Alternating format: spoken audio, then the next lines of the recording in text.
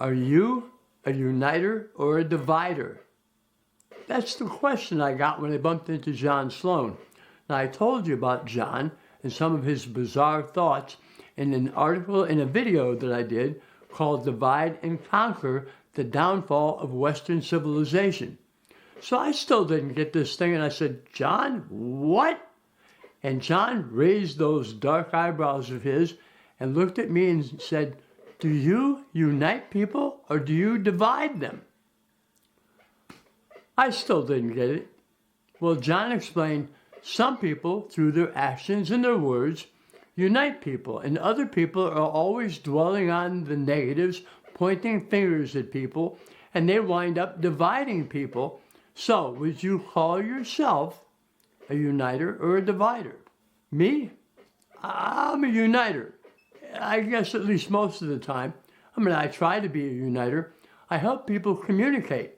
You think about this, I wrote a book on the subject of communication.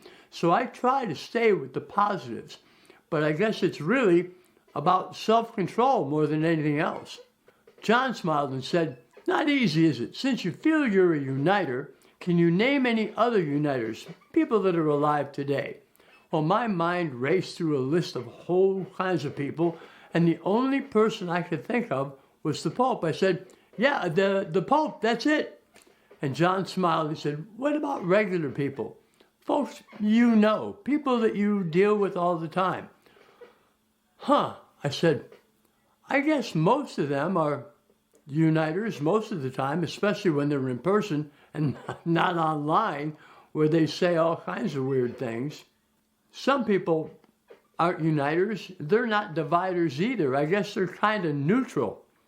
And John looked at me and said, yeah, that was me. I used to be that way.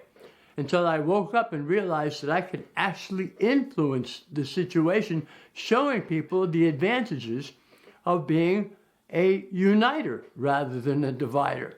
I mean, the biggest advantage, when you put energy into positives, positive things come back. As a divider, you put energy into negatives, and all you get are negatives. It's like a pig stuck in the mud. You never get out. John made me laugh, but thinking about it, I thought, wow, he's right. I said, yeah, people put these negative tirades online. I don't understand why. What do they hope to gain?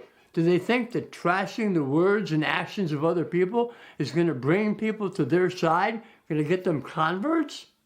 John nodded as he said, just makes people madder, and the sick people go out there and wind up doing something violent. I said, yeah, blood boils. People take sides. We get controversy and conflict, and the more people tune in, the longer the issue stays at the top of the news. And the more they stay at the top of the news, the more advertisers they get, the more money they make. It's all about greed. John said, you got it, Philip. And there's another problem. I mean, you see your side as uniters, don't you? And the other side sees their side as uniters too. Somebody's got it wrong here. Philip, you call the Pope a uniter. Okay, of all the leaders of the world, the people who move things, the celebrities, the politicians, the sports stars, and anybody else who can pick up a microphone and get people's attention, of all those people, can you name me another uniter?